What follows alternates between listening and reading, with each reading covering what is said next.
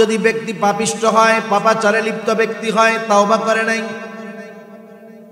এই ব্যক্তির কাছে ফেরেশতারা কুৎসিত চেহারায় খসখসে মোটা গন্ধযুক্ত কাপড় নিয়ে হাজির হয়ে যায়। তার কাছে তো আর রহমতের ফেরেশতা আসে না। ওই মালাকুল মউত, মৃত্যুর যেই ফেরেশতারা যেই সূরাতে তার কাছে আসে, দেখে সে ভয় পেয়ে যায়। বলে, এই পাপিষ্ঠ ব্যক্তির রূহ আল্লাহর আযাবের দিকে অগ্রসর হ। এই ধমক দেওয়ার পর রূহ দেহ থেকে বিচ্ছিন্ন হতে চায় না, দেহ থেকে বাহির হতে চায় না। এইবার গোটা দেহের মধ্যে সে দৌড়াদৌড়ি করতে থাকে, কিন্তু ফেরেশতারা তো তাকে ছাড়বে না। জোরপূর্বক তাকে তার দেহ থেকে পৃথক করে দেওয়া হয়, বের করে নেওয়া হয়। কেমনে? বলে, যদি কোনো শিক গরম দেওয়া হয় আর সেটাকে যদি তুলার মধ্যে ঢুকায় দেওয়া হয়, ওই শিক, গরম শিক তুলার মধ্যে গলে পেঁচায়া যায়। এইবার ওটাকে টান দিতে বের করতে হলে খুব জোরে টান দিয়ে বের করতে হয়। বলে, ওই রকম ভাবে তার দেহ থেকে, রূহ থেকে বের করা হয়। কষ্টটা কত হয় তাফসীরের মধ্যে আসছে। বলে, একটা ছাগলকে যদি জীবিত চামড়া ছিঁড়ে ফেলা হয়, ওই ছাগলের যত কষ্ট হয়, একজন পাপিষ্ঠ ব্যক্তির মৃত্যুর সময় তার চাইতে আরো বেশি কষ্ট হয়। এটা বাস্তব কষ্ট হয়, কিন্তু বলতে তো পারে না। যদি বলতে পারতো তাইলে আমরা বুঝতে পারতাম কি কষ্ট হয়, কিন্তু ওর তো বলার আর সুযোগ নাই। কিন্তু কষ্ট যে হয় এ ব্যাপারে কোনো সন্দেহ নেই। এইবার ওইটা নিয়ে দিছে রওনা, গন্ধ চতুর্দিকে ছড়ায় গেছে। ফেরেশতারা বলে, কার রূহ? বলে, অমুকের ছিল। না না না না, এটা খারাপ ছিল, ওর জন্য দরজা খোলার অনুমতি নাই। আল্লাহ তাআলার পক্ষ থেকে বলা হয়, ওর নামটা জাহান্নামীদের তালিকায় লিখে দাও। এরপরের কাজ কি? বলে, কবরে 3 প্রশ্ন করা হবে। মার রাব্বুক ওয়া মা দীনুক। নবীকে দেখায় বলা হবে, মা হাদার রাজুলুল্লাযী বুইসা ফীকুম। এই ব্যক্তিকে, যাকে তোমাদের কাছে প্রেরণ করা হয়েছিল। তোমার রব কে? তোমার দিন কি? আর এই ব্যক্তিকে যাকে তোমাদের কাছে প্রেরণ করা হয়েছে। মনে রাখবেন, দুনিয়ার পরীক্ষার হলে প্রশ্নের জবাব দুনিয়ায় লেখাপড়া করলে, মুখস্থ করলে দেওয়া যায়, কিন্তু কবরের প্রশ্নের জবাব যতই মুখস্থ করা হোক না কেন, যদি ওই প্রশ্নের আলোকে এই দুনিয়ায় মানুষ আমল না করে, আল্লাহর কসম, কবরের প্রশ্নের জবাব মুখস্থ করে দেওয়া সম্ভব হবে না। আম্মা বা'দু ফাআউযু বিল্লাহি মিনাশ শাইতানির রাজীম। বিসমিল্লাহির রহমানির রহিম।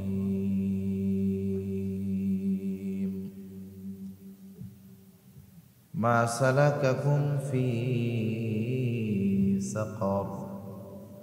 قالوا لم نك من المصلين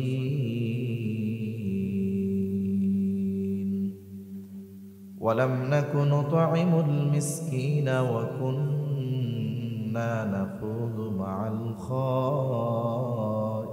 الخائضين وكنا نكذب بيوم الدين حتى أتانا اليقين.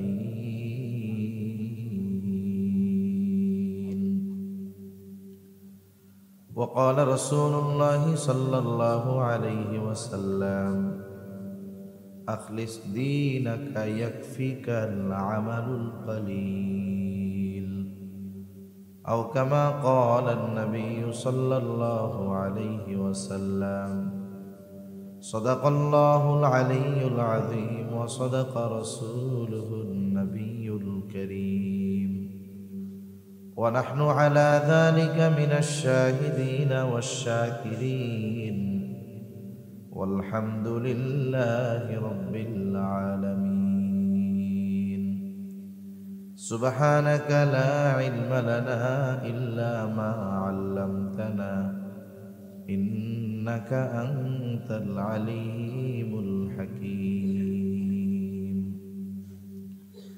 اللهم صل على محمد وعلى آل محمد محمد كما صليت على إبراهيم وعلى آل إبراهيم إنك حميد مجيد اللهم بارك على محمد وعلى آل محمد كما باركت على إبراهيم وعلى آل إبراهيم إنك حميد مجيد الحمد لله ঐতিহ্যবাহী কুমিল্লা জেলার অন্তর্গত দাউদকান্দি থানাধীন বাশরা মদিনাতুল উলুম মাদ্রাসার উদ্যোগে ১৭তম বার্ষিক ওয়াজ ও দোয়ার মাহফিল। আজকের এই ওয়াজ ও দোয়ার মাহফিলের সম্মানিত শ্রদ্ধেয় সভাপতি, আমন্ত্রিত উলামায়ে কেরাম, সামনে উপস্থিত মুরব্বিয়ানে কেরাম, সমবয়সী যুবক বন্ধু, স্নেহের ছোট ভাই, মাইকের আওয়াজ যত দূরে যায়, নিজ নিজ স্থানে অবস্থানরতা সম্মানিতা শ্রদ্ধেয়া মা ও বোন, দয়াময় আল্লাহ রাব্বুল আলামিনের দরবারে অগণিত শুকর যে মহান মালিক আমাদের হায়াতে বরকত দিয়ে সুস্থ রেখে হাজারো মানুষের মধ্য থেকে যাচাই বাছাই করে হাদিসের ভাষায় জান্নাতের বাগানে আসার বসার, কিছু কথা বলবার এবং শ্রবণ করবার তৌফিক যে মহান মালিক দান করেছেন,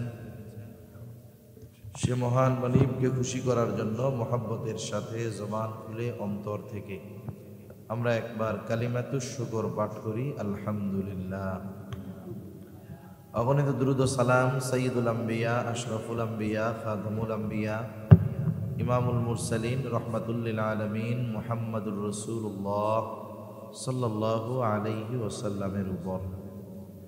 আপনারা একটু যারাই আছেন, একটু মেহেরবানি করে যদি একটু কষ্ট করে আগায় বসেন, তাহলে দ্বীনি মজলিসের পরিবেশটা সুন্দর হবে। একটু কষ্ট করে, মুরব্বী যারা আছেন একটু কষ্ট দিয়ে দিচ্ছি, কষ্ট নিয়েন না, একটু আমার কাছে কাছে আইসা বসেন। আমিও আপনাদের একটু ভালো মতো দেখি, আপনারাও আমার একটু দেখেন। দ্বীনি মাহফিলে মূলত শ্রোতা বেশির চাইতে শ্রোতা অল্প যদি মনোযোগী হয়, এটার দ্বারা ফায়দা বেশি।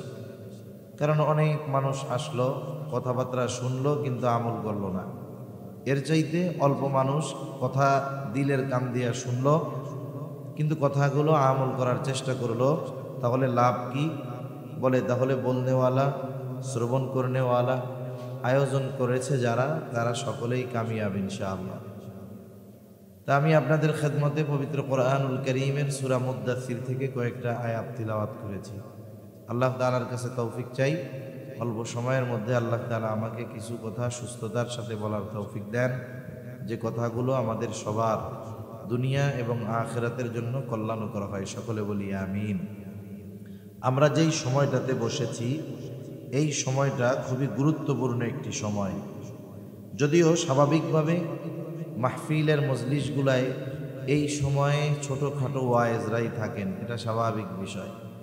এই জন্য আমরা সকলের প্রস্তুতি থাকে, চিন্তা থাকে, এশার নামাজ পড়ে টড়ে আস্তে আস্তে এরপরে নিরিবিলি যাব, একেবারে শেষে যিনি প্রধান আকর্ষণ আজকের আছেন তার কথা শুনব। কিন্তু উচিত হলো মাহফিল এখানে ব্যক্তিকে দেখে না আসা, ওয়াইজ কে এটা পরের কথা। যদি ওয়াইজ আহলে হক হয়, বেদাতি না হয়, তাহলে ওই ওয়াইজ বড় মাদ্রাসার হুজুর হোক আর ছোট মাদ্রাসার হুজুর হোক, ঢাকার হুজুর হোক আর আপনাদের দাউদকান্দির হুজুর হোক, ঢাকার খতিব সাহেব হোক আর আপনাদের মহল্লার মসজিদের খতিব সাহেব হোক, এই বিষয়টা যাচাই বাছাই নির্ণয় না করে উচিত দ্বীনি কথার আজমত রক্ষার্থে আলোচক যে হোক দ্বীনি মজলিসে এসে কিছু সময় বসা, ঠিক কিনা বলেন? কারণ আপনি আমি যেই সময়টাতে ভালো কাজ করব, যেই স্থানে ভালো কাজ করব, কিয়ামতের দিন ওই সময় এবং ওই স্থান আমার আপনার পক্ষে অথবা বিপক্ষে আল্লাহ তাআলার কাছে সাক্ষী দিবে। ভালো কাজ যদি করে তাহলে ভালো কাজের সাক্ষ্য দিবে, আর যদি গুনার কাজ করে তাহলে গুনার ব্যাপারে সাক্ষ্য দিবে।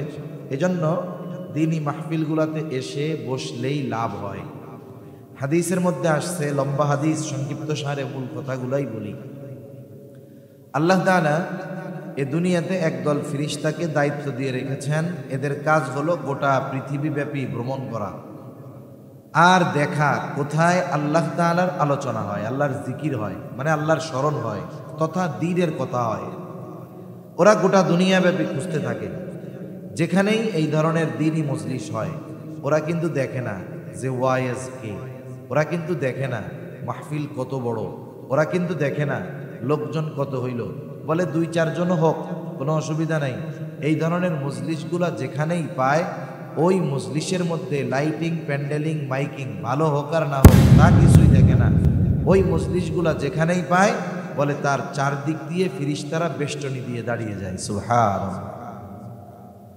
এইখানে শুধু আমরা আছি তা নয়, সহিহ হাদিস নবীজির বর্ণনা, এখানে চতুর্দিকে ফিরিস্তারা আছে। ফেরেশতারা চারদিকে ঘিরে থাকে। এবার একজনের কাঁধের উপরে আরেকজন দাঁড়াতে থাকে, দাঁড়াতে দাঁড়াতে দাঁড়াতে একবারে আসমান পর্যন্ত চলে যায়। সুবহানাল্লাহ। আর এই যে তাদের বেষ্টনী দিয়া যে মধ্যবর্তী ফাঁকা জায়গাটা কি হয়, ওয়ানাজালাত আলাইহিমুস সাকিনা, এই মজলিসের মধ্যে যারা থাকে আল্লাহ সুবহানাহু ওয়া তাআলা তাদের উপরে সাকিনা, বিশেষ রহমত বর্ষণ করেন। সুবহানাল্লাহ। শুধু তাই না, আল্লাহ তাআলা এই অবস্থা দেখে সবকিছু আল্লাহ জানেন। এরপরেও ফেরেশতাদের জিজ্ঞাসা করেন, কি ব্যাপার, আমার বান্দারা এখানে বসছে কেন, এরা কি চায়? ফেরেশতারা তখন বলে, মাহফিলগুলোর মূল উদ্দেশ্য কি? আমরা জান্নাত চাই, জাহান্নাম থেকে মুক্তি চাই, আল্লাহ তাআলাকে চাই। বলে আল্লাহ আপনাকে চাই, জান্নাত চায়, জাহান্নাম থেকে বাঁচতে চায়। বলে আমাকে দেখেছে? বলে না, আপনারে তো দেখে নাই। জান্নাত দেখছে? বলে না, দেখে নাই। জাহান্নাম দেখছে? না, দেখে নাই।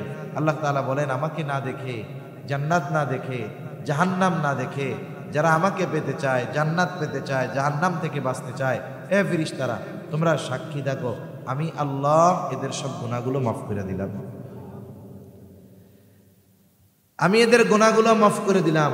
তখন ফেরেশতারা বলে, আল্লাহ সবাই তো আর এই নিয়তে আসে নাই, সবাই তো আর গুনাহ মাফের আশায় আসে নাই, আপনাকে পাবার আশায় আসে নাই, সবাই তো আর জান্নাতের আশায়, জাহান্নামের ভয়ে আসে নাই, কেউ কেউ এমনিই আসছে, চিন্তা করতেছে টাইম আছে, একটু বৈশা কথা শুনি, ভালো লাগলে শুনবো, নইলে চলে যাবো। এখন আল্লাহ তাআলা বলেন তাদেরগুলাও মাফ। কেন? বলে বরযাত্রীর সাথে, বরযাত্রী যায় না, বরযাত্রীর সাথে যারাই যাক, খাবার দেওয়ার সময় কে চেয়ারম্যান, কে মেম্বার, কে উচ্চ শিক্ষিত, কে নিম্ন শিক্ষিত, কে বরের কাছের আত্মীয়, কে দূরের আত্মীয় দেখে না। টেবিলে যখন বসে সবাইরে সমানভাবে খাওয়ান দেয়, ঠিক কিনা বলেন? সুতরাং এই মজলিস হলো এমন এক মজলিস, এখানে নিয়ত যাই করুক, যদি ইমানদার হয়, এসে বসার সাথে সাথে তার জীবনের সগীরা সব গুনাহগুলো আল্লাহ তাআলা মাফ করে দেয়। সুবহানাল্লাহ। এটা তো নিম্ন লাভ, আর এর চেয়ে বড় লাভ আরো আছে। এই জমিন সাক্ষ্য হচ্ছে, সময় সাক্ষী হচ্ছে, কিয়ামতের দিন আল্লাহ তাআলার কাছে বলবে। আবার দেখেন, এই যে কেউ যদি কিছু কথা শুনে আমরা আমলে পরিণত করতে পারি, তাহলে তো আশা করা যায় দুনিয়ায় কামিয়াব, আখিরাতেও কামিয়াব হওয়া যাবে। এজন্য আমাদের উচিত দ্বীনি মজলিসগুলা যেখানেই পাই, বড় মজলিস হোক আর ছোট মজলিস হোক, ওয়াইজকে সেদিকে না দেখে এই দ্বীনি মজলিসের আজমত খেয়াল করে আমাদের কিছু সময় এই মজলিসগুলোতে বসার দরকার আছে না নাই? এ ধরনের মাহফিল প্রত্যেক দিন হয় না, এ ধরনের মাহফিল সারা দিনও হয় না, হয়তো 5-6টা ঘন্টা হয়, কিন্তু আমরা এই সময়গুলোতেও গাফলতিতে কাটিয়ে দেই। আশেপাশে দোকান থাকলে দোকানে কাটায় দেই, ঘোরাফেরা করি, কিন্তু মূল যেই কাজটা করার দরকার ছিল সেটা আমরা খুবই গুরুত্বহীনতার সাথে করে থাকি। এটা সমুচিত নয়। তাই আল্লাহ তাআলা আমাদের সকলকে এই ধরনের দ্বীনি মজলিসগুলায় বেশি বেশি বসার তৌফিক দান করেন, বলি আমিন। সম্মানিত উপস্থিতি, এ দুনিয়াতে আমরা কেউ এক সময় ছিলাম না, সামনে একটা সময় আসতেছে আমরা কেউ থাকবো না। এই ছিলাম না থাকবো নার মাঝে অল্প কিছু সময় আমরা এই দুনিয়াতে আছি। দুনিয়ার হায়াত অনেক কম, কিন্তু এই হায়াতের দাম অনেক বেশি। কারণ এই অল্প হায়াত কাজে লাগিয়ে কেউ অনন্তকালের জান্নাতের মালিক হয়, আবার কেউ এই অল্প হায়াতে যা মন চায় তা করে অনন্তকালের জান্নাত তো হারায়, জাহান্নামের বাসিন্দা হয়। এজন্য দুনিয়ার হায়াত কম কিন্তু মূল্য বেশি। পরীক্ষার হলে সময় কম কিন্তু প্রতিটা সময়ের মূল্য বেশি না কম? 2 বছর ধরে লেখাপড়া করে। ছেলে এবার এসএসসি পরীক্ষা দেয়, প্রতি সাবজেক্ট কয় ঘন্টা? কথা বলে না, কয় ঘন্টা পড়ছে? কয় বছর ধরে সাবজেক্ট? 2 বছর। পরীক্ষা দেয় মাত্র 3 ঘন্টা। 2 বছর পড়ালেখা করছে, 3 ঘন্টার পরীক্ষায় যদি ব্যর্থ হয়, 2 বছরের পড়ালেখাই ব্যর্থ। লেখাপড়া ঠিকমতো করে নাই, কিন্তু এই 3 ঘন্টায় মোটামুটি বাড়ির থেকে যা পড়ে আসছিল, আসছে, লেখাও দিছে, পাশও করছে। বলে 2 বছর পড়ালেখা করে নাই, কোনো বদনাম হবে না, বলে ও তো পরীক্ষায় পাস। এজন্য পরীক্ষার অল্প সময় হলের অনেক দাম, এই দুনিয়ার অল্প সময়ের অনেক দাম। এই দুনিয়ায় আমাদের প্রত্যেকের একটা নির্ধারিত মেয়াদ আছে, সময়কাল আছে। কতদিন আমি আপনি এই দুনিয়ায় থাকবো, আল্লাহ তাআলার পক্ষ থেকে নির্ধারিত সময় আছে না নাই? আছে। যখন আমি আপনি মায়ের পেটের ভিতরে ছিলাম, মায়ের পেটের মধ্যে একটা সময় তো আমাদের কিছুই ছিল না, মার পেটেও ছিলাম না, অস্তিত্বই ছিল না। আল্লাহ তাআলা সর্বপ্রথম আদম আলাইহিস সালামকে সৃষ্টি করছেন। আদম আলাইহিস সালামকে সৃষ্টি করার পর আদম আলাইহিস সালামের পৃষ্ঠদেশ তথা পিঠ থেকে কিয়ামত পর্যন্ত যত মানুষ আসবে, যত মানুষ এসেছে, যত মানুষ আছে, সব মানুষের রূহ আল্লাহ তাআলা একত্রে আদম আলাইহিস সালামের পিঠ থেকে বাইর করছে।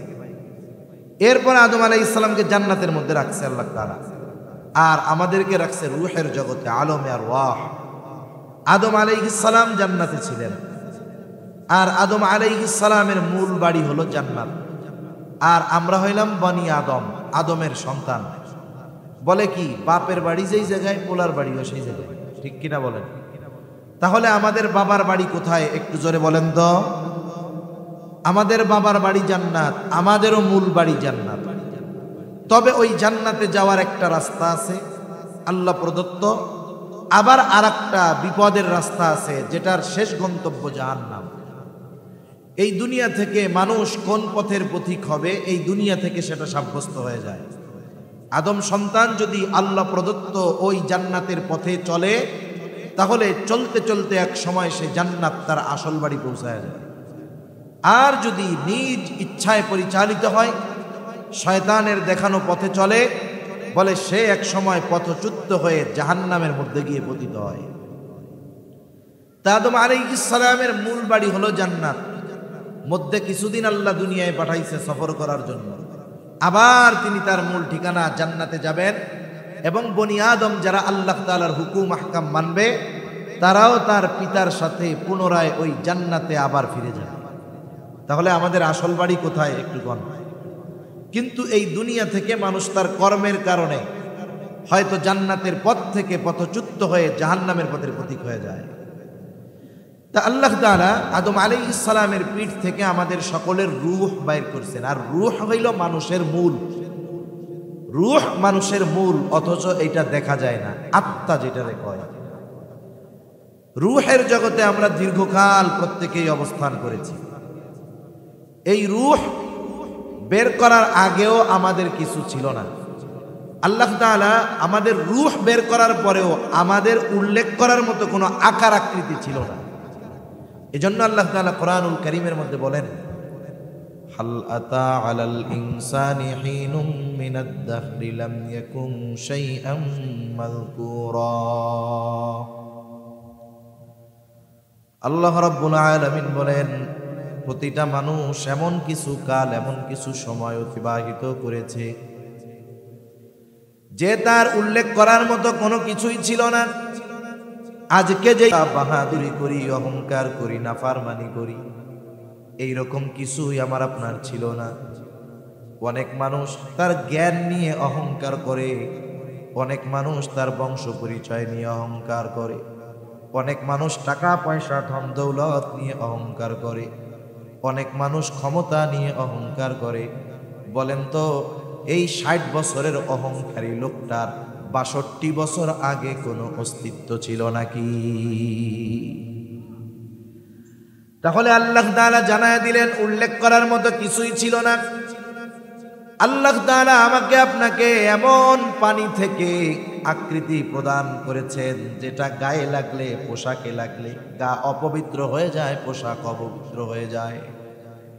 আল্লাহ তাআলা বলেন, ইন্না খলাকনাল ইনসানা মিন নুতফাতিন আমশাজ।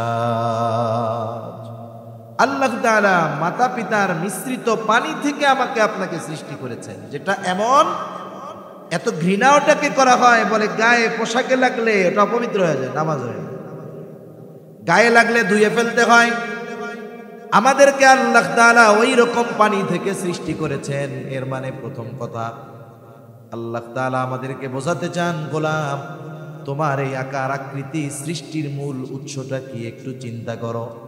যদি একটু ভাবো, যদি একটু চিন্তা করো গোলাম, কখনো অহংকার করতে পারবা না, আর আমি আল্লাহর নাফরমানিও কখনো করতে পারবা না।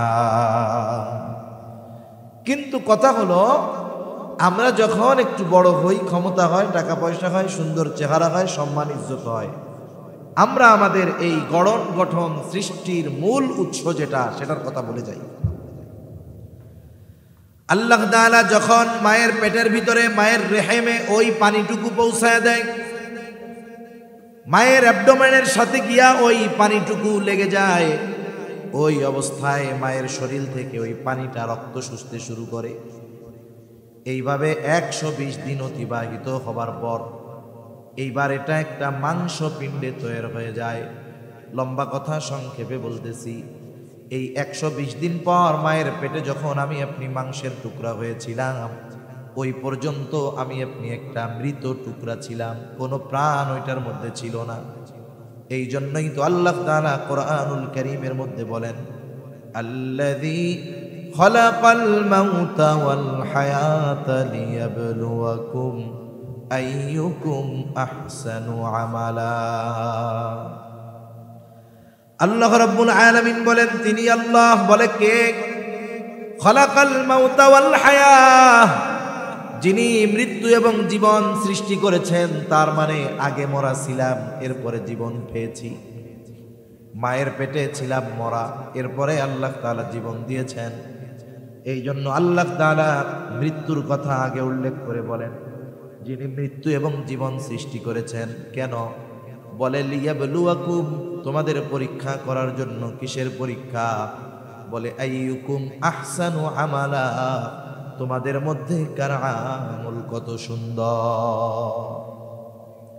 তাহলে আল্লাহ তাআলা আগে মৃত্যুর কথা বলেছেন, মৃত সৃষ্টির কথা আগে বলছেন।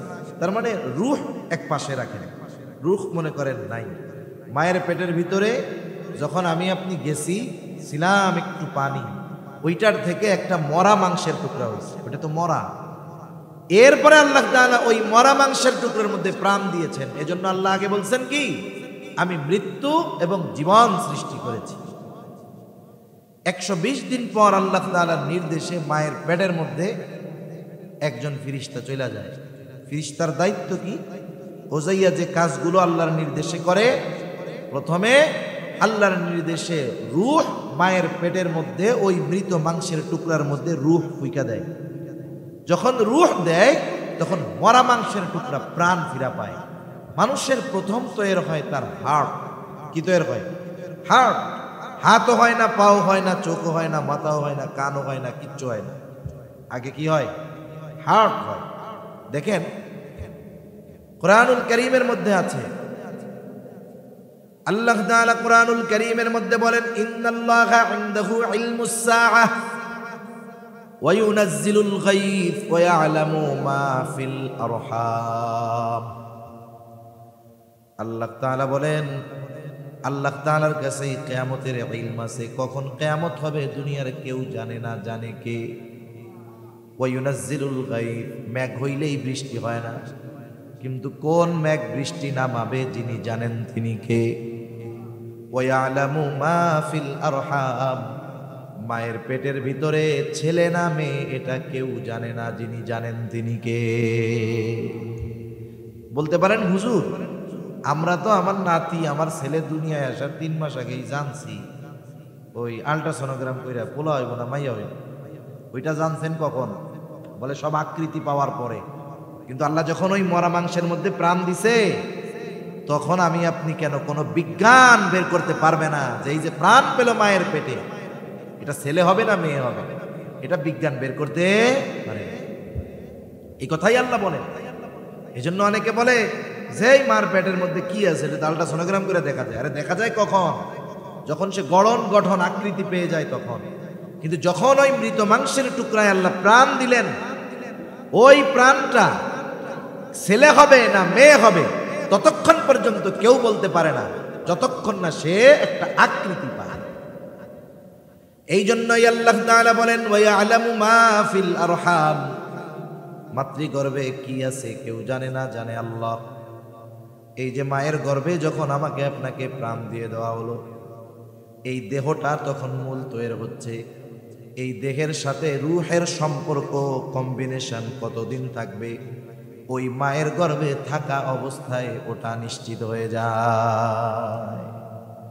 কতদিন আমার দেহের সাথে রূহের সম্পৃক্ততা থাকবে এটা আল্লাহ তাআলা মায়ের গর্ভে থাকতেই নির্ধারণ করে দেন। হায়াত নির্ধারিত হয়ে যায় মায়ের গর্ভে থাকতে, অথচ এই নির্ধারিত হায়াত সম্পর্কে আমাদের জানা নাই। আমরা অনেকে মনে করি জোয়ান মানুষ 30 বছর বয়স, এখনো কি মরার টাইম হয়েছে? আমি 80 বছরের বুড়া হবো, আমার দাদা 90 বছর বাচ্চা, বাপ 85 বছর, আমি তো কমসে কম 80। এ চিন্তা করে লাভ নাই। আবার অনেকে দেখা যায় যুবক মারা গেছে, লেখে অকাল মৃত্যু। অকাল কোনো মৃত্যু নাই, ও মরবে কবে? ও তো দুনিয়া আসার আগেই আল্লাহ ফিটিং করে রাখছে, ঠিক কিনা বলেন? ওর মরার টাইম যখন তখনই মরছে, কাল যখন আইছে তখনই মরছে, অকালে মরে নাই। তাহলে আমার আপনার হায়াত কতদিন? এটা আল্লাহ তাআলা মায়ের পেটে থাকতে নির্ধারিত করে দিয়েছেন। এইবার মনে করেন দুনিয়ায় আসলাম, কারো হায়াত 10 বছর, কারো 20 বছর, কেউ বা দুনিয়ায় ভূমিষ্ঠ হওয়ার পরেই দুনিয়া থেকে চলে যায়। আমার আপনার নির্ধারিত সময় আছে, ওই সময় যখন চলে আসবে সুস্থ থাকলেও বাঁচা যাবে না, সময় যদি না আসে অসুস্থ হলেও সে মরবে না। আর সময়টা এত নিখুঁতভাবে নির্ধারণ করা যে মালাকুল মউত একেবারে যথাসময়ে হাজির হয়ে যাবে। এক মুহূর্ত আগেও সে আসবে না, এক মুহূর্ত আসার ক্ষেত্রে বিলম্বও সে করবে না। আল্লাহ তাআলা সেই কথাও জানায় দিয়ে বলেন ফাইদা জাআ আজালুহুম লা ইস্তাখিরুনা সাআতাও ওয়া লা ইস্তাকদিমুন। যথাসময়ে মৃত্যু হাজির হয়ে যায়, যথাসময়ে মালাকুল মউত হাজির হবে, এক মুহূর্ত আগেও আসবে না, এক মুহূর্ত বিলম্ব তার হবে না। আমার আপনার থেকে রূহটাকে বের করে নিয়ে যাবে। আসলে কার মৃত্যু কেমন হবে? কোরআনুল কারীমের মধ্যে আল্লাহ তাআলা নেককারের মৃত্যুর কথাও জানায় দেন, বদকারের কথাও আল্লাহ জানায় দিয়েছেন। হাদিসের মধ্যেও আসছে বদকার আর নেককারের মৃত্যুটা কেমন হবে। আরে নেককার এর জন্য মৃত্যু তো হাদিয়া, কারণ নেককার জানে মৃত্যু হলো একটা পর্দা, এপারে দুনিয়া ওপারে রয়েছে তার জন্য আল্লাহর জান্নাত। এজন্য মৃত্যু মুমিনের জন্য হাদিয়া, কিন্তু যারা দুনিয়ায় পাপাচারে লিপ্ত হয়েছে এদের জন্য তো কঠিন। রূহের সাথে এই দেহের সাথে দীর্ঘ অবস্থানের কারণে একটা মহব্বত তৈরি হয়ে যায়। মনে করেন আপনাদের বাড়ি কুমিল্লা, আপনার সাথে চাকরি করে ওই তেতুলিয়ার একজন, এখান থেকে 700-800 কিলোমিটার দূর, আত্মীয়তার সম্পর্ক নাই, রক্তের সম্পর্ক নাই, একসাথে 10 বছর চাকরি করছেন, একসাথে থাকছেন। বলেন তো যখন তার থেকে আপনারা বিচ্ছিন্ন হয়ে যাবেন এই লোকটার জন্য কষ্ট লাগবে, কান্নাকাটি করবে মানুষ, ঠিক না? এই যে দুইজন একসাথে থাকার কারণে দুজন যখন পৃথক হতে যায় মায়া লাগে, অনেক স্মৃতি মনে পড়ে, কান্না আসে, কান্নাকাটি করে। আজকে আমার ছোট একটা বাচ্চা আছে, মাদ্রাসায় পড়ে, মাদ্রাসার মুহতামিম সাহেব দায়িত্ব ছেড়ে দিয়েছেন, চলে যাবেন। ছোট ছোট বাচ্চা, চিন্তা করে মুহতামিম সাহেব বাচ্চাদের খুব মোহাব্বত করে, ভালোবাসে। মুহতামিম সাহেব চলে যাবেন, একটা বিদায় সংবর্ধনা অনুষ্ঠান হইতেছে, বাচ্চারা গেছে, হুজুর চলে যাবে, এটা বাচ্চাদের সহ্য হয় নাই, কান্নাকাটি শুরু করে দিয়েছে। ছোট ছোট বাচ্চারা, অবুঝ শিশু, ওস্তাদের বিচ্ছেদ হবে তাদের সাথে, এই কারণে তাদের কষ্ট লাগতেছে। তার মানে একসাথে কিছুকাল অবস্থান করলে একটা মায়া, মোহাব্বত, ভালোবাসা পয়দা হয়, এটা স্বাভাবিক বিষয়। একসাথে থাকা অবস্থায় অনেক মনোমালিন্যতা হতে পারে, একসাথে যখন আসে কথা কাটাকাটি হয়, হয়তো মারামারিও হয়, কিন্তু যখন বিচ্ছেদের সময় আসে তখন কিন্তু একে অপরের প্রতি মায়া লাগে, কষ্ট লাগে। আরে লোকটার সাথে এতদিন থাকলাম, কথা কাটাকাটি হয়েছে, কত কত আনন্দ করছি, কত রাগারাগি হয়েছে, কত মান অভিমান হয়েছে। রূহের সাথে দেহের সাথে এই দীর্ঘ সময়ের সম্পর্ক। এই জন্য মালাকুল মাউত যখন আসে, কিছু কিছু অবস্থা এমন হয় যে রূহ দেহ থেকে আলাদা হইতে চায় না, বিচ্ছেদে কষ্ট পায়। কিন্তু মুমিন ব্যক্তির ক্ষেত্রে ভিন্ন রকম। কেন? হাদিসের মধ্যে আসছে, মুমিন ব্যক্তির রূহ নেওয়ার জন্য যেই ফিরিস্তারা আগমন করে, আজরাইল আলাইহিস সালাম হলেন মৃত্যুর ফিরিস্তাদের সর্দার। ওনার বাহিনী যখন পাঠায় দেওয়া হয়, নেককার বান্দার কাছে তারা সাদা সুন্দর পোশাক পরিহিত অবস্থায় আসে, সুঘ্রাণময় পোশাক এবং নরম তুলতুলে তোয়ালে কাপড় নিয়ে হাজির হয়। নেককার বান্দার পাশে এসে তাকে অভয় দিতে থাকে, চিন্তা কইরো না। রহমতের ফিরিস্তারা তার কাছে আসে, আইসা অভয় দিতে থাকে, চিন্তা কইরো না, তুমি ভয় পেও না, আল্লাহ তাখাফু ওয়ালা তাহজানু ওয়া আবশিরু বিল জান্নাহ। ওই ফিরিস্তারা আইসা তাকে অভয় দিয়ে বলে, তুমি চিন্তা কইরো না, ভয়ও পাও না।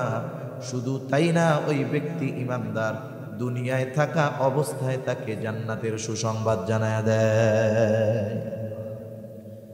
মৃত্যুর কষ্ট সবার হয়, কিন্তু জান্নাতের সুসংবাদ যখন জানতে পারে ওই কষ্টটা তার অনুভব হয় না।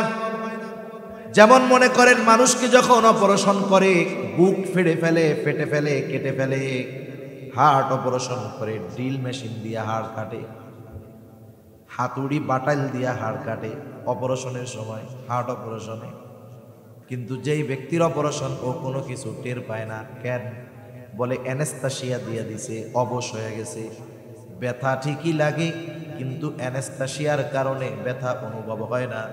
আবার আধুনিক চিকিৎসা তো এত সহজ, বলে রোগীকে অজ্ঞানও করে না, সজ্ঞানে ওই স্থানটাকে অবশ করে ওপেন হার্ট সার্জারি করা হয়। ও দেখতেছে যে আমার এটা কাটতেছে, কিন্তু ব্যথা লাগে না।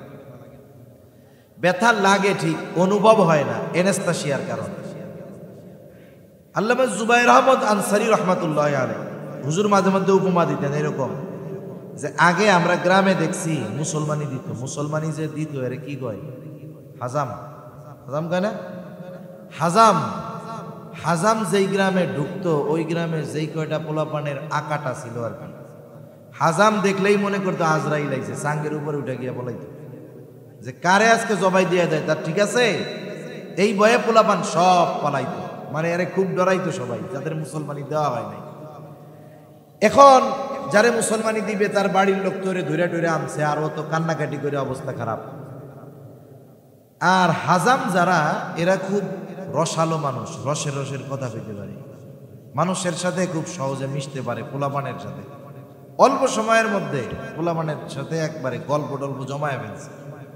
গল্প করতে করতে কয়, বেড়া তোরে কি তোরে মারলে তোর ব্যথা লাগে? না লাগে। সিমটি দিলে ব্যথা লাগে? না। দেই তো এরকম দিছে, ব্যথা লাগে না, মানে একটু উত্তেজিত বানাই দিছে না। ব্যথা লাগলেও তো কইব লাগে না, ব্যথা লাগে না, চোখ বন্ধ করতো, ব্যথা লাগে। এবার ওই জায়গা ধরে টিপ মারে, ব্যথা লাগে না। এই কইতে কইতে কোন সময় কাটতে কুইটা তেনা পেছানো শেষ, টেরও পায় না। ঠিক কিনা কোন? বলেন, তোর কি ব্যথা লাগে নাই? এমন লাগছে, কিন্তু খেয়ালটাকে অন্যদিকে নিয়ে গেছে। যখন ব্রেন অন্যদিকে, খেয়াল অন্যদিকে, কষ্ট লাগছে কিন্তু টের পায় নাই। আল্লাহর বান্দা চিন্তা করতেছে, এখন তো মালাকুল মাউত আসবে, আর রহমতের ফিরিস্তারা আইসা কয় তুমি তো জান্নাতি বান্দা। এই যে খেয়াল দিছে ঘুরাইয়া, আর মালাকুল মাউত মৃত্যুর ফেরেশতা চলে আসছে। আইসা কি করে? মোমেন বান্দার পাশে আইসা বলে, ও আল্লাহর প্রিয় বান্দার রূহ, আল্লাহর রহমতের দিকে ধাবিত হও। এই কথা যখন বলা হয়, মুমিনের ঘামের সাথে, শ্বাসের সাথে আস্তে করে রূহ বের হয়ে যায়। নবীজি বলেন, কেমন যেন গ্লাসের মধ্যে যখন জগ থেকে আস্তে আস্তে পানি ঢালা হয়, অনুরূপভাবে মুমিন ব্যক্তির রূহ তার দেহ থেকে ওই মৃত্যুর ফিরিস্তাদের ওই সুঘ্রাণময় কাপড়ের মধ্যে চলে আসে। তার মৃত্যু তো সুন্দর, কত সুন্দর মৃত্যু তার। এইবার ওই কাপড় পেঁচানো নিয়ে আসমানের দিকে ফিরিস্তারা রওনা হয়ে যায়। চতুর্দিক সুঘ্রাণময় হয়ে যায়।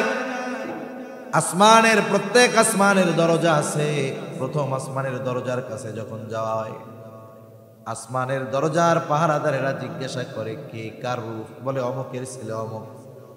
বলে হ্যাঁ, লোকটা বড় ভালো মানুষ ছিল, এর জন্য আসমানের দরজা খোলার অনুমতি রয়েছে। তার মানে দেখেন, দুনিয়ায় অনেক মানুষ আছে, দুনিয়ার মানুষ হয়তো তাদেরকে চিনে না, কিন্তু আসমানের ফিরিস্তাদের কাছে তারা অপরিচিত না। বলে হ্যাঁ, লোকটা খুব ভালো ছিল, দরজা খুলে দেওয়া হয়। এভাবে 7 আকাশের দরজা তার জন্য খুলে দেওয়া হয়। আর আল্লাহ তাআলার পক্ষ থেকে বলা হয়, যাও আমার এই বান্দার নামটা জান্নাতীদের তালিকা অন্তর্ভুক্ত করে দাও। সুবহানাল্লাহ। আর যদি ব্যক্তি পাপিষ্ট হয়, পাপাচারে লিপ্ত ব্যক্তি হয়, তাওবা করে নাই,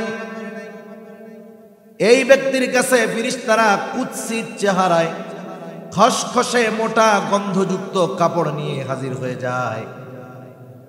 তার কাছে তো আর রহমতের ফিরিস্তা আসে না। ওই মালাকুল মউত, মৃত্যুর যেই ফিরিস্তারা যেই সূরাতে তার কাছে আসে, দেখে সে ভয় পেয়ে যায়। বলে এই পাপিষ্ট ব্যক্তির রূহ আল্লাহর আযাবের দিকে অগ্রসর হ। এই ধমক দেওয়ার পর রূহ দেহ থেকে বিচ্ছিন্ন হতে চায় না, দেহ থেকে বাহির হতে চায় না। এইবার গোটা দেহের মধ্যে সে দৌড়াদৌড়ি করতে থাকে, কিন্তু ফিরিস্তারা তো তাকে ছাড়বে না। জোরপূর্বক তাকে তার দেহ থেকে পৃথক করে দেওয়া হয়, বের করে নেওয়া হয়। কেমনে? বলে যদি কোনো শিক গরম দেওয়া হয় আর সেটাকে যদি তুলার মধ্যে ঢুকায় দেওয়া হয়, ওই শিক, গরম শিক তুলার মধ্যে গলে পেঁচায়া যায়। এইবার ওটাকে টান দিতে বের করতে হলে খুব জোরে টান দিয়ে বের করতে হয়। বলে ওই রকম ভাবে তার দেহ থেকে রূহটাকে বের করা হয়। কষ্টটা কত হয় তাফসীরের মধ্যে আসছে। বলে একটা ছাগলকে যদি জীবিত চামড়া ছিঁড়ে ফেলা হয়, ওই ছাগলের যত কষ্ট হয়, একজন পাপিষ্ট ব্যক্তির মৃত্যুর সময় তার চাইতে আরো বেশি কষ্ট হয়। এটা বাস্তব কষ্ট হয়, কিন্তু বলতে তো পারে না। যদি বলতে পারতো তাইলে আমরা বুঝতে পারতাম কি কষ্ট হয়, কিন্তু ওর তো বলার আর সুযোগ নাই। কিন্তু কষ্ট যে হয় এ ব্যাপারে কোনো সন্দেহ নেই।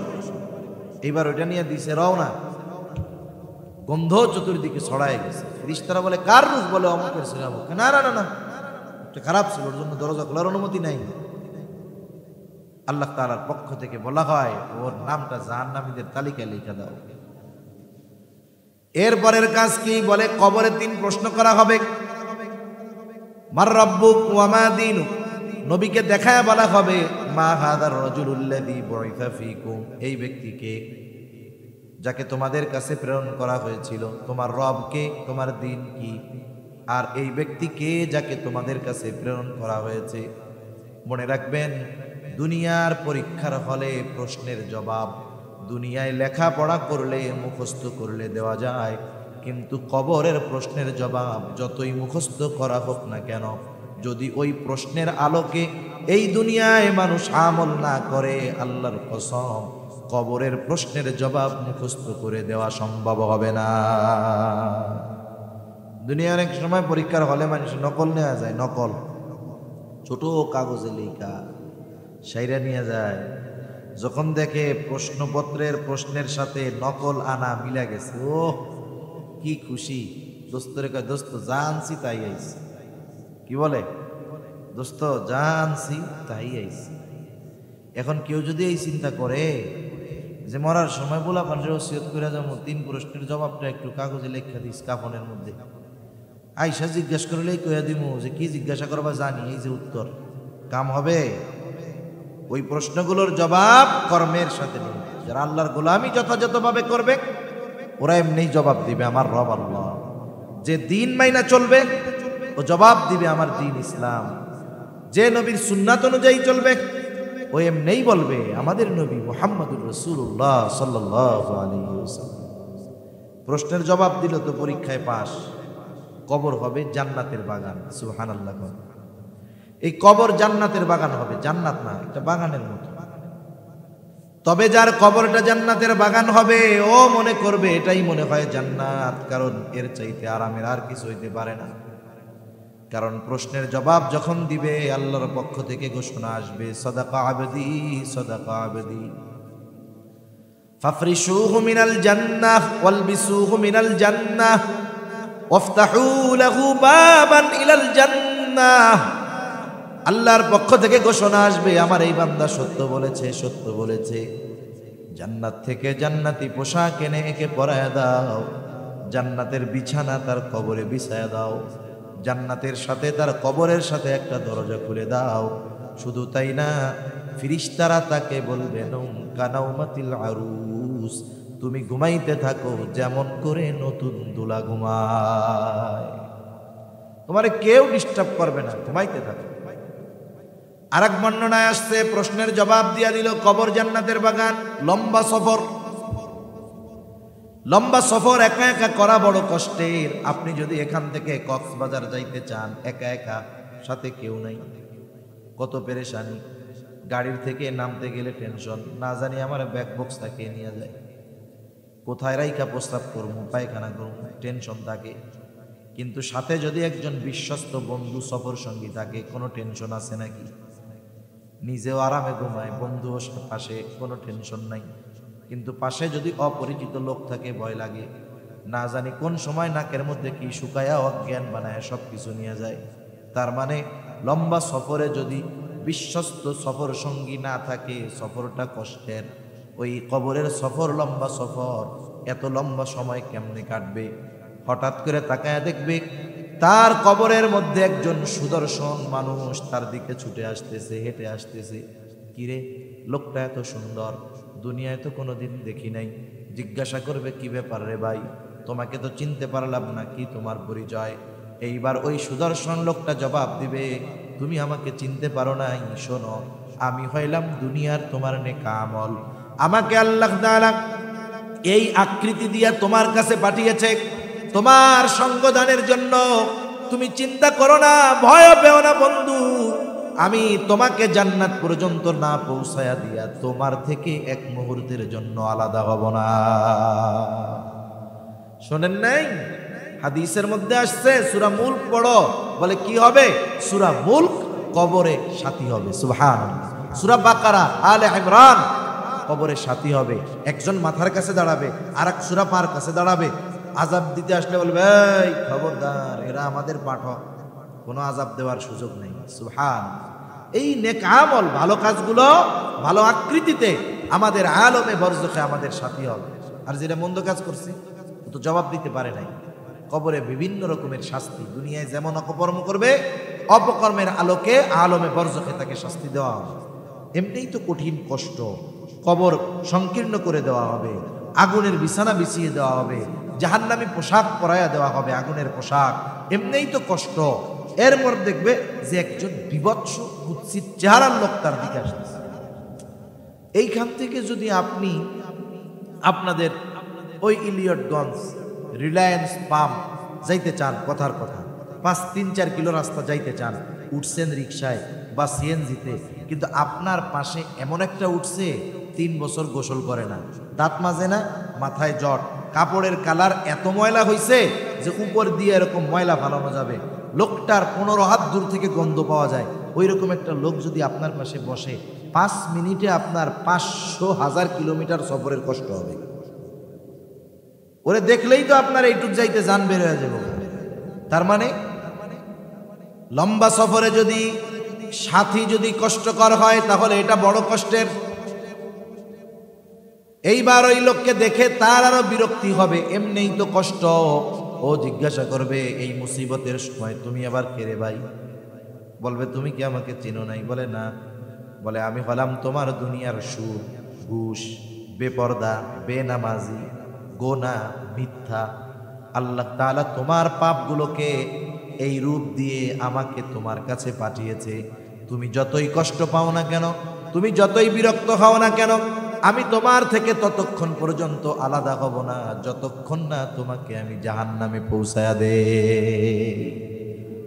আমি জাহান্নামে পৌঁছায়াই তোমার থেকে আলাদা হব।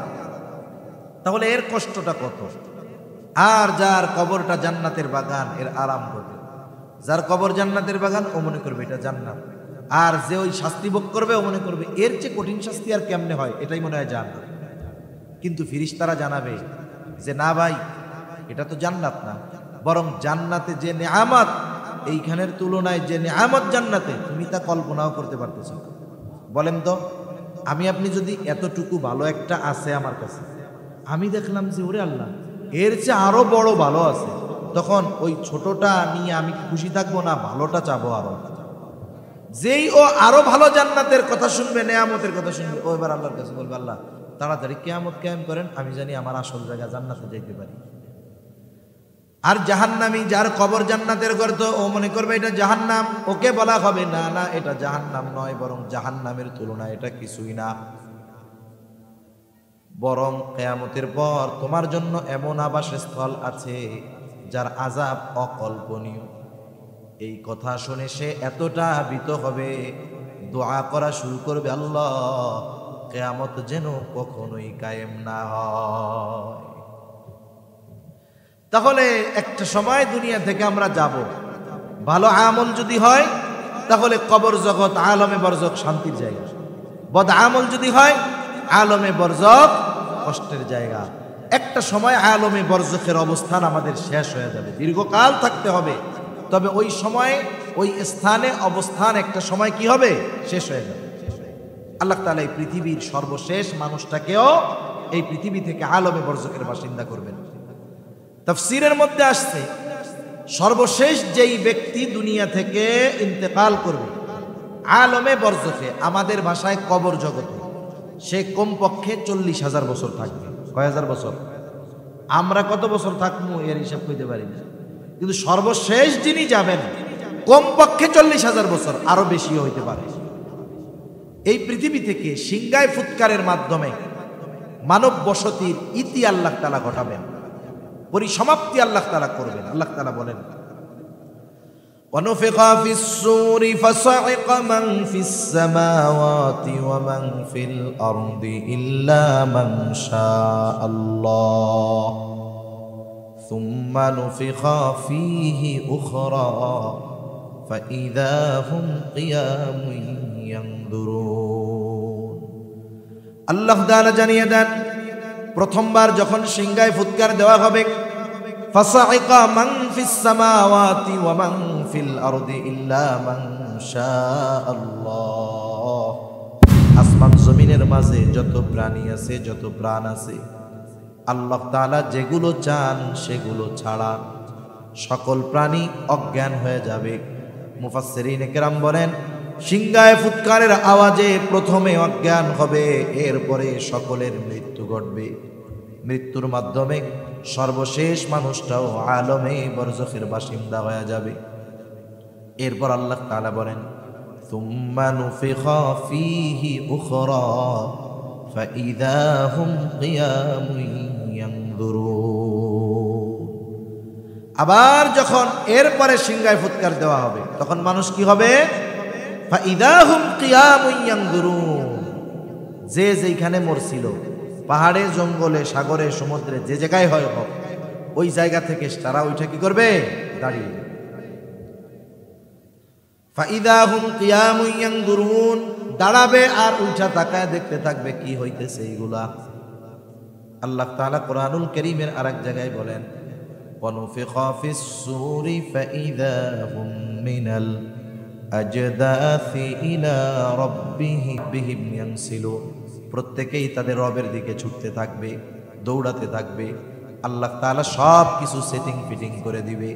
হাসরের ময়দানের অবস্থাটা কেমন হবে? রাসূলুল্লাহ সাল্লাল্লাহু আলাইহি ওয়াসাল্লাম বলেন, কিয়ামতের দিন মানুষকে যখন পুনরুত্থিত করা হবে, পুনরুজ্জীবিত করা হবে, সকল মানুষ বিবস্ত্র অবস্থায় উঠবে, কারো গায়ে পোশাক থাকবে না। আয়েশা সিদ্দিকা রাদিয়াল্লাহু তাআলা আনহা জিজ্ঞাসা করেন, ইয়া রাসূলুল্লাহ, মানুষেরা কি লজ্জা পাবে না? একজন কি আরেকজনের দিকে তাকাবে না? নবীজি বলেন, আয়েশা, মানুষ এতটা ভীত চিন্তিত থাকবে যে একজন আরেকজনের দিকে তাকানোর বিষয়টা চিন্তাও করবে না। এত ভীতিকর একটা পরিবেশ তখন হবে যে মানুষ একজন আরেকজনের দিকে তাকাবে, এটা চিন্তাও করবে না, প্রত্যেকে নিজের চিন্তায় বিবর। আল্লাহ তাআলা হাসরের ময়দানে কয়েকটা অবস্থা হবে সবচাইতে ভীতিকর মুহূর্ত, যেই সময় সবাই নীরব হয়ে যাবে, সবাই নিস্তব্ধ হয়ে যাবে, কারো মুখে কোনো কথা থাকবে না, সবাই চুপ করে পরবর্তী অবস্থার জন্য পর্যবেক্ষণ করতে থাকবে। এর মধ্যে একটা সময় কখন? বলে এর মধ্যে একটা সময় হলো আল্লাহ তাআলা যখন মানুষের আমলনামা দেওয়ার ঘোষণা দিবেন। আমলনামা দেওয়ার ঘোষণা দিবেন, জানানো হবে যে সকলকে তার দুনিয়ার কর্মের কর্মফল কি আর কর্ম কি সব দিয়ে দেওয়া হবে। এই যে ফাইল পড়াই বলতে পারবে যে আমার ফলাফল কি, পাস না ফেল, জান্নাত না জাহান্নাম। আমলনামাগুলো ছেড়ে দেওয়া হবে। এমন হবে না একজনের আমলনামা আরেকজনের কাছে চলে যাবে, এমনটা হবে না, বরং আমলনামা যার তার কাছেই যাবে। আমলনামাগুলো প্রত্যেকের হাতে পৌঁছায়া যাবে। আহকামুল হাকিমিন ঘোষণা করবেন, ইকরা কিতাবাকা কাফা বিনাফসিকাল ইয়াউমা আলাইকা হাসিবা। আল্লাহ তাআলা বলবেন, তুমি পড়ো তোমার কিতাব, কাফা বিনাফসিকাল ইয়াউমা আলাইকা হাসিবা, আজকে তোমার হিসাব নেওয়ার জন্য তুমি নিজেই যথেষ্ট। পড়ো আমলনামা। আমলনামা যেই ভাষাই থাক না কেন, আমলনামা প্রত্যেককে পড়বার যোগ্যতা যিনি দান করবেন তিনি কে?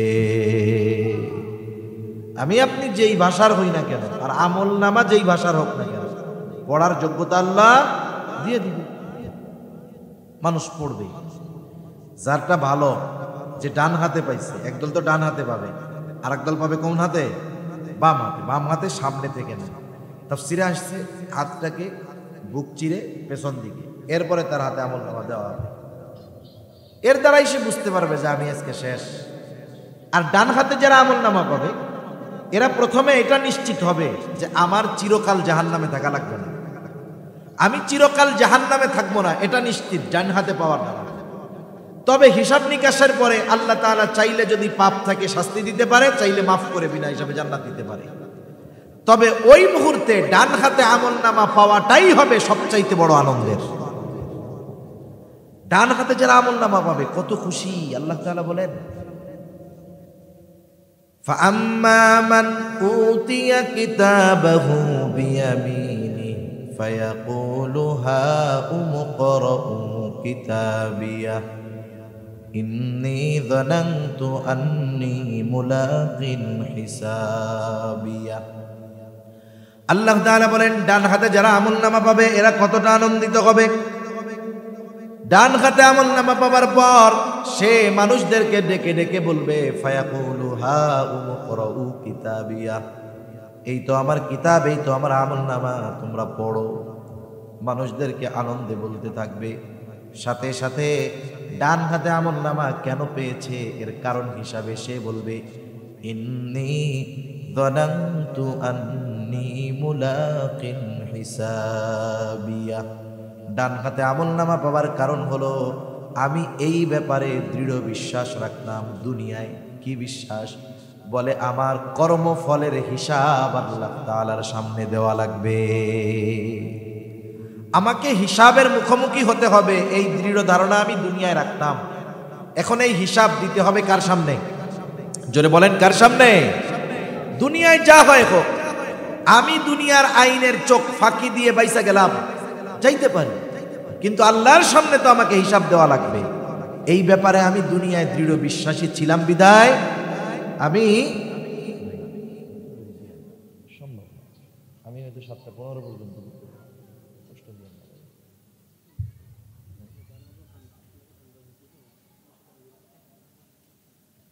এটা কোনো কথা হলো?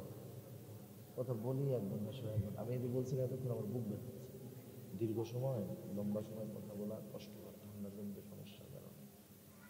বলো 1 ঘন্টা 1.5 ঘন্টা কথা বলি আমি, 7:15 পর্যন্ত, এটা আরো সুন্দর হবে। এখন বিভিন্ন জায়গায় আজান দিচ্ছে, এই মাইকগুলো বাজবে, আমাদের সমস্যা হবে না।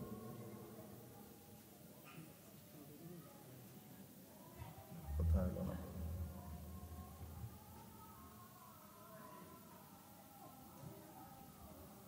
তাহলে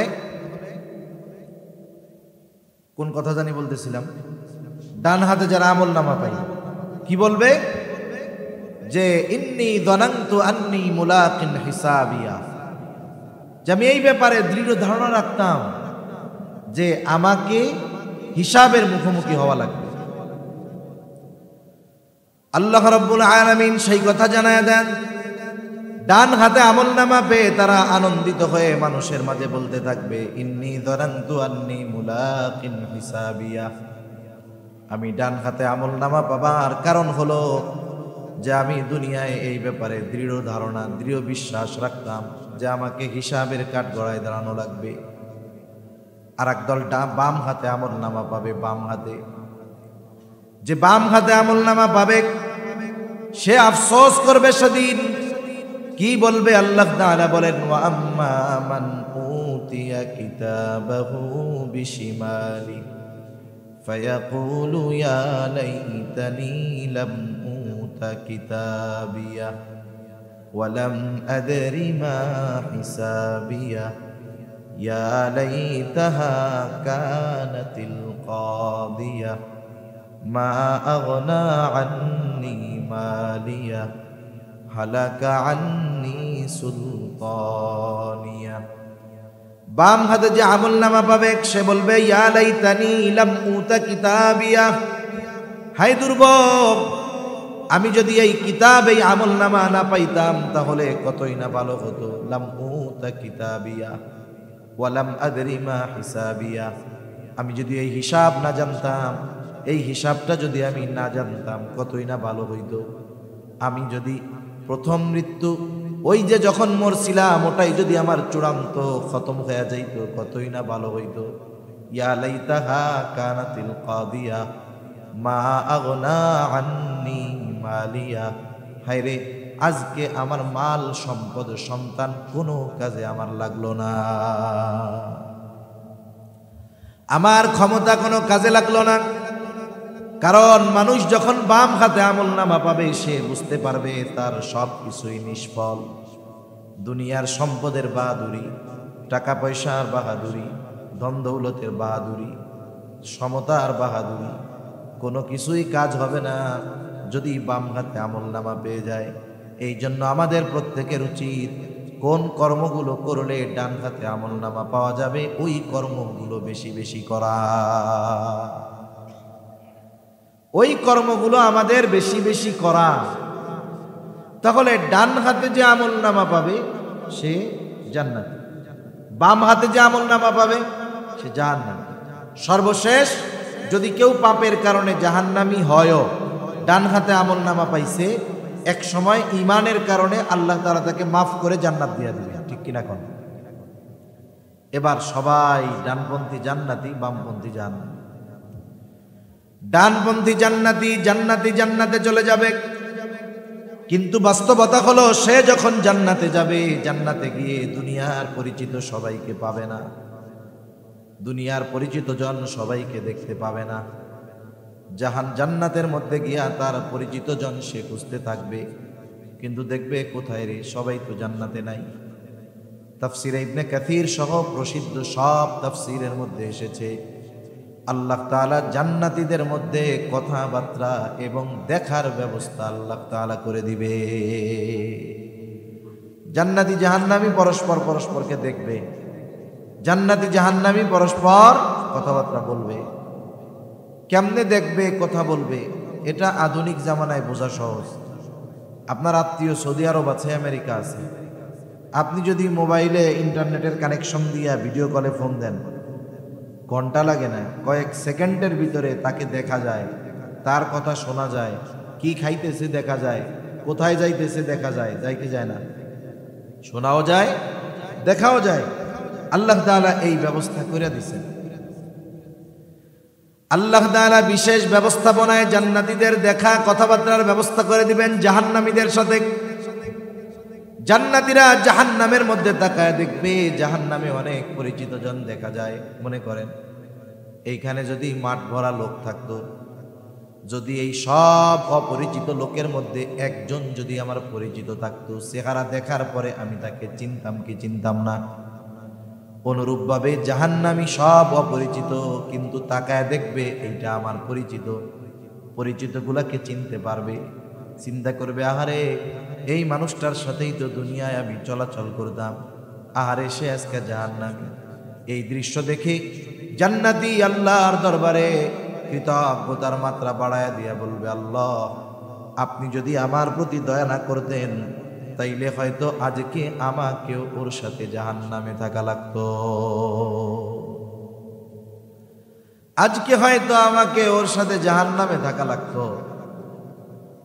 আল্লাহর শুকরিয়া আদায় করবে যে আপনার কারণেই, আপনার রহমতের কারণেই আমি দিনের উপরে চলতে পারছি আর আজকে জান্নাতে আছি। এবার জাহান্নামী জান্নাতীদেরকে দেখবে, বেশিরভাগ অপরিচিত, তাতে কি পরিচিত যে তারে চিনতে পারবে। পরিচিত জন যখন দেখবে জান্নাতের মধ্যে তখন আফসোস করবে, বলবে আরে এই লোকটাই তো আমার প্রতিবেশী ছিল, বন্ধু ছিল, একসাথে চলাচল করতাম, আজকে ও জান্নাতি আমি জাহান্নামী। আফসোস করবে, আফসোস যদি দুনিয়ায় ওর কথা শুনতাম তাহলে আজকে আমিও ওর সাথে জান্নাতে থাকতে পারতাম। এইবার জাহান্নামী আফসোস করবে, এই আফসোস তার কষ্ট বৃদ্ধির কারণ হয়ে যাবে। আফসোস তার কষ্ট বৃদ্ধির কারণ হবে। এইবার দেখার পরে জান্নাতীদেরকে একটু জানতে মন চায় যে এরা কি জন্য জাহান্নামী, জাহান্নামে কেন, জাহান্নামী কেন হইল, নিজেদের মধ্যে আলোচনা করতেছে, জানতেও মন চায়। আল্লাহ তাআলা বলেন, আল্লাহ তাআলা এবার জান্নাতি আর জাহান্নামীদের মধ্যে কথাবার্তার ব্যবস্থা করে দেবে। সুবহানাল্লাহ কন্যা।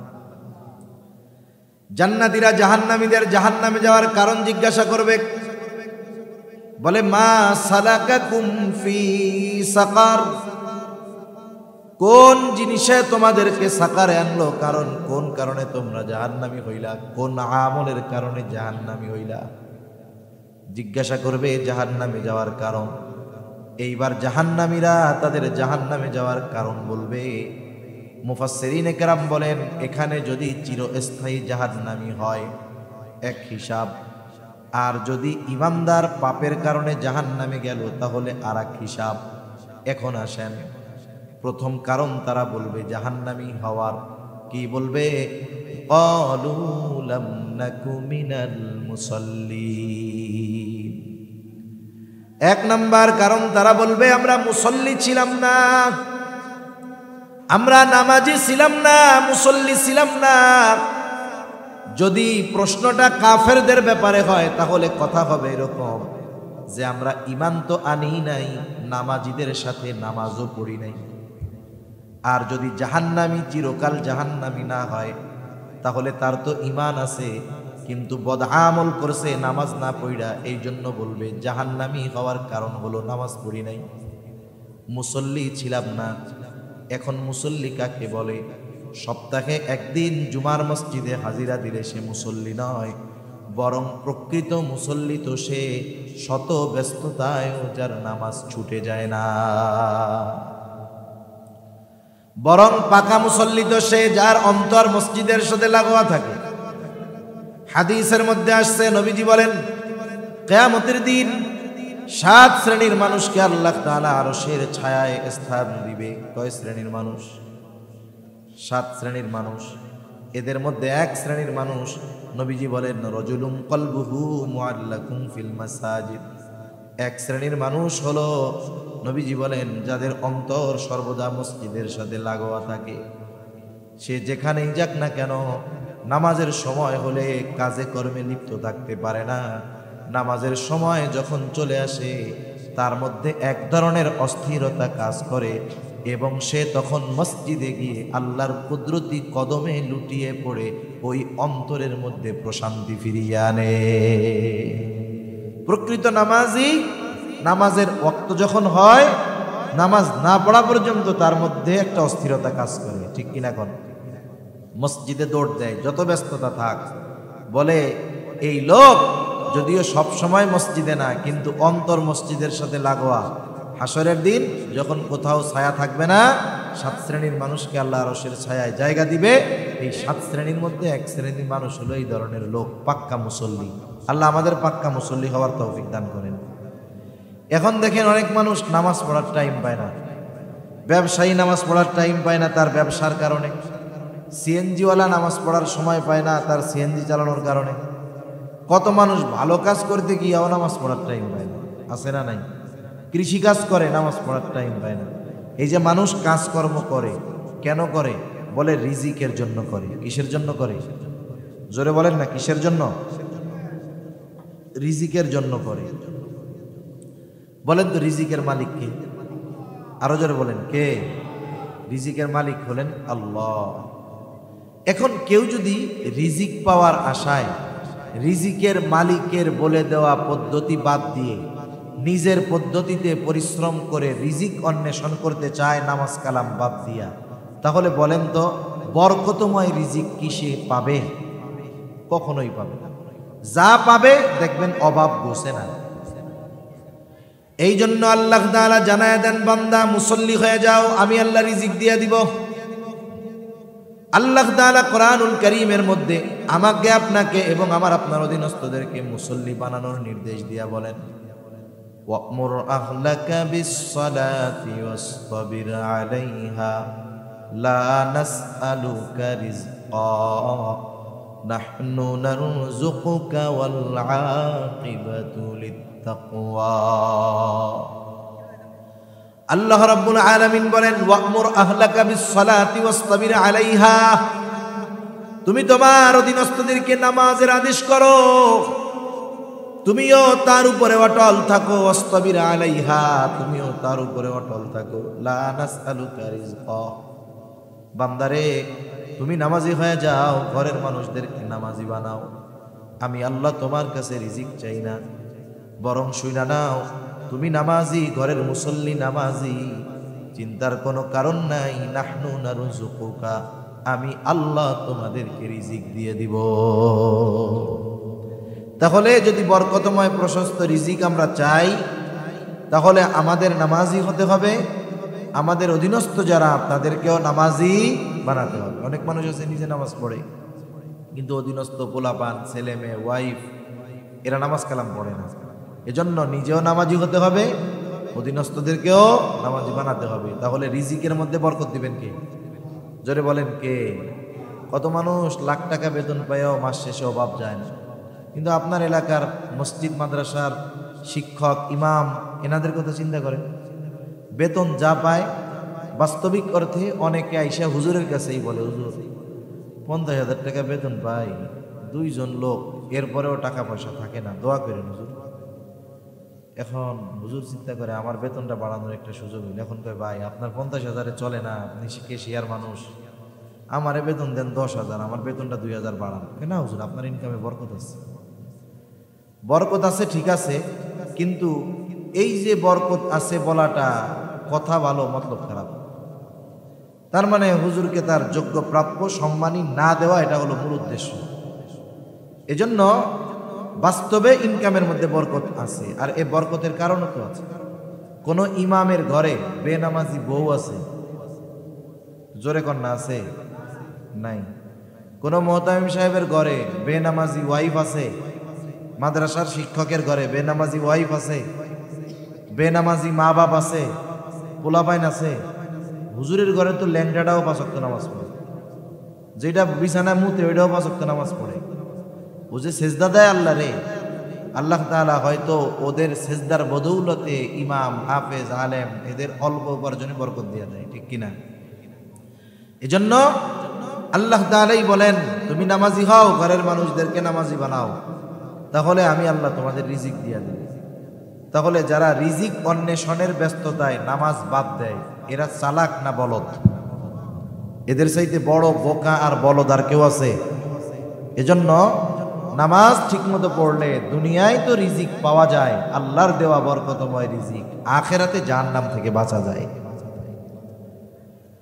2 নাম্বার কারণ, তারা বলবে ওয়ালাম নাকুনু তুইমুল মিসকিন, আমরা মিসকিনদেরকে খানা খাওয়াইতাম না। অসহায় দরিদ্রদের খানা খাওয়ানো বড় ফজিলতের কাজ। নবীজি সাল্লাল্লাহু আলাইহি ওয়াসাল্লামের কাছে একজন লোক এসে জিজ্ঞাসা করে, আইয়ুল ইসলামি খাইর, ইসলামের মধ্যে সর্বোত্তম আমল কোনটা? নবীজি ছিলেন উম্মতের রুহানি ডাক্তার। একই প্রশ্ন ব্যক্তির পরিবর্তনে জবাবও তিনি ভিন্ন রকম দিতেন, ব্যক্তির ভিন্নতায় জবাব ভিন্ন রকম দিতেন। এই ব্যক্তির এই প্রশ্নের জবাবে নবীজি বলতেছেন, তুতঈমুত তাআম ওয়া তাকরাউস সালাম আলা মান আরাফতা ওয়া মান লাম তারিফ। নবীজি বলেন, তুমি মানুষকে সালাম খানা খাওয়াও আর পরিচিত অপরিচিত সবাইকে সালাম দাও। এই যে খানা খাওয়ানোর কথা বলতে গিয়া নবীজি বলেন নাই দরিদ্ররে খাওয়াও, ধনীরে খাওয়াবা না। বরং মুহাদ্দিসিনে কেরাম বলেন, একেবারে একজন গরিব মানুষ সেও যদি আল্লাহর সন্তুষ্টির জন্য একজন ধনী মানুষকে খানা খাওয়ায়, সওয়াব আছে না নাই? চিন্তা করেন, যার খাবারের প্রয়োজন নাই, ধনী টাকাওয়ালা, একেও যদি আল্লাহর জন্য খাওয়ানো হয়, এতেও যদি সওয়াব হয়, তাইলে মিসকিন অসহায় যার খাবারের প্রয়োজন তাকে খানা খাওয়াইলে সওয়াব বেশি হবে না কম হবে? বেশি সওয়াব হবে। কেন? দুইটা কারণে। এক নাম্বার, খাওয়াইছেন যার প্রয়োজন নাই, তারে আল্লাহর জন্য খাওয়াইয়া সওয়াব। কিন্তু এরে খাওয়াইলে, মিসকিনরে খাওয়াইলে সওয়াব কমপক্ষে 2 গুণ। কেন? বলে এক নাম্বার, তার তো খাবারের প্রয়োজন, খাবারটা তার কি প্রয়োজন। হাদিসের মধ্যে আসছে, নবীজি সাল্লাল্লাহু আলাইহি ওয়াসাল্লাম বলেন, যখন কোন মুসলমান অপর মুসলমানের প্রয়োজন মিটায়, আল্লাহ রব্বুল আলামিন ওই মুসলমানের দুনিয়া আখিরাতের প্রয়োজনগুলো মিটিয়ে দেয়। আবার খানা খাওয়াইলে খানা খাওয়ানোর আলাদা ফজিলত। এখন এই মিসকিনটা যদি আমার আপনার প্রতিবেশী হয়, তাইলে এরে খাওয়াইলে আরো বেশি ফজিলত। কেন? 1 নম্বরে প্রতিবেশী হিসাবে ফজিলত, 2 নম্বরে খানা খাওয়ানোর ফজিলত, 3 নম্বরে প্রয়োজন মেটানোর ফজিলত। এখন এই প্রতিবেশী মিসকিন যদি আত্মীয় হয়, অনেক সময় আছে না আত্মীয় প্রতিবেশী কিন্তু দরিদ্র মানুষ, তাইলে সওয়াব আরো বেশি। বলে 1 নাম্বার আত্মীয়তার হক আদায় হয়, 2 নাম্বার মিসকিনের খানা খাওয়ানোর সওয়াব হয়, 3 নাম্বার প্রয়োজন মেটানোর সওয়াব হয়, 4 নাম্বার কি হয়? প্রয়োজন মেটানোর সওয়াব হয়, খানা খাওয়ানোর সওয়াব হয়, তারপরে আত্মীয় হিসাবে সওয়াব হয়, প্রতিবেশী হিসাবে সওয়াব হয়, 4 গুণ সওয়াব পাওয়া যায়। এজন্য নিকটস্থ আত্মীয় যদি অভাবী দরিদ্র থাকে, এদের খবর বেশি বেশি নেওয়া দরকার। এই যে মাদ্রাসা আছে, অনেক ইয়তীম অসহায় আছে, মিসকিন আছে, গরিবের পোলাপান পড়ে, যদি আপনারা পারেন এদেরকে খাওয়াবেন, চাউল দিয়া দিবেন, নাইলে বাড়িতে লজিং রেখে খাওয়াবেন। খাওয়াইলে কোনো লস নাই। আর খাওয়ানোটা স্বার্থের জন্য নয়, বরং খাওয়াইতে হবে কার জন্য? জোরে কোন? আত্মীয় স্বজনদের দাওয়াত দিয়ে খাওয়ানো হয়, ফজিলত ফায়দা আছে না নাই? কোন আছে? বিবাহ শাদীর দাওয়াত দেয়, ছেলের অলিমা হবে, দাওয়াত দিয়ে খাওয়ায়, সওয়াব আছে না নাই? আছে তো, সওয়াব আছে। আবার খাওয়াইয়া যদি টাকা নেয়, ফজিলত আছে, টাকার ফজিলত তো আছে। সওয়াব নাইলে না হইল, টাকা তো কিছু হয়েছে। কতজন হিসাব করে 2 লাখ খরচ করে আমার 5 লাখ কামাই হয়েছে, ব্যবসা ভালোই। এটা হলো ভদ্রবেশে ডাকাইতি। এর কি দাওয়াত দেওয়া বলে নাকি? খানা খাওয়াইতে হবে, যাকেই খাওয়াই, দরিদ্র হোক, অসহায় হোক, বড়লোক হোক, কার জন্য খাওয়াবো? অনেকে গরিব প্রতিবেশীর উপকার করে এই স্বার্থে যে আমি ডাক দিলে কাম কাজ করে দিব। একটা শীতের পোশাক দিছে এই উদ্দেশ্যে, ডাক দিলে কাম কাজ করে দিব। এখন পোশাক দিছে, খাওয়াইছে, কাজের জন্য ডাকছে, আসে না, এখন খোটা দেয়। হ্যাঁ, আমার ভাই বিদেশের থেকে জ্যাকেটটা পাঠাইছে, আমি মাত্র 3 দিন গায়ে দিয়েছি, তোমারে দিয়ে দিলাম। কালকেও আমরা গোস্ত না খাইয়া তোমাকে খাওয়াইলাম, আর একটু কাজের জন্য ডাকলাম, আসলা না। এই খোটা দেওয়া লোক আছে না নাই? তার মানে বোঝা গেল আল্লাহর জন্য খাওয়াই নাই। সাহাবায়ে কেরাম আল্লাহর জন্য খাওয়াইতো। আল্লাহ তাআলা তাদের ব্যাপারে বলেন, ইন্নামা নুতঈমুকুম লিওয়াজহিল্লাহি লা নুরিদু মিনকুম জাযাআন ওয়ালা শুকুরা। আল্লাহ রাব্বুল আলামিন বলেন, তারা বলে ইন্নামা নুতঈমুকুম লিওয়াজহিল্লাহ, তোমাদেরকে আমরা আল্লাহর জন্যই খানা খাওয়াইছি। যেহেতু আল্লাহর জন্য খাওয়াইলাম, লা নুরিদু মিনকুম জাযাআ, তোমাদের কাছে আমরা কোনো বিনিময় চাই না, প্রতিদান চাই না। ওয়ালা শুকুরা, এই খানা খেয়ে তোমরা আমাদেরকে ধন্যবাদ দাও, আমাদের কৃতজ্ঞতা প্রকাশ করো, এটাও চাই না। শুকরিয়া আদায় খানা খাইয়া আল্লাহ তাআলার করবা। খানা খাওয়াইছি আল্লাহ তাআলার জন্য, এর প্রতিদান আমাদেরকে আল্লাহ তাআলাই দিবে। এজন্য মিসকিন অসহায় যারা আছে আমরা এদের খানা খাওয়াবো, বলেন ইনশাআল্লাহ। প্রতিবেশী হইলে আরো বেশি হকদার, ইমানের সাথে সম্পৃক্ত। নবীজি বলেন ওই ব্যক্তি মোমেন না যে পেট ভইরা খায় আর তার প্রতিবেশী অভুক্ত থাকে। নবীজি সাল্লাল্লাহু আলাইহি ওয়াসাল্লাম এজন্য